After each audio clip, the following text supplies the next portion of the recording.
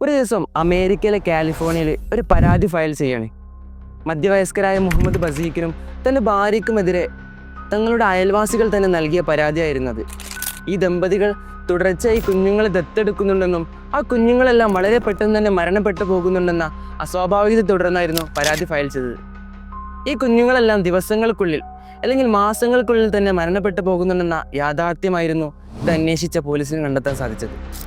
എന്നാൽ ഇവരെ ചോദ്യം ചെയ്ത പോലീസിന് ലഭിച്ചത് അമ്പരപ്പിക്കുന്ന മറുപടിയായിരുന്നു. പതിറ്റാണ്ടുകൾക്ക് മുമ്പ് ലിബിയയിൽ നിന്നും അമേരിക്കയിലേക്ക് കുടിയേറിയവരാണിവർ.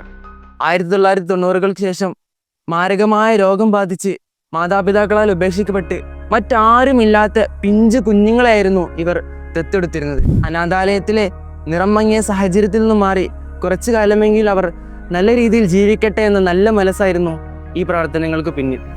ചുറ്റുമുള്ള എല്ലാവരും ഇവരെ ഒരു കുറ്റവാളിയായി ചിത്രീകരിച്ച സമയത്ത് ലോകം ഇവരുടെ യാഥാർത്ഥ്യം മനസ്സിലാക്കി.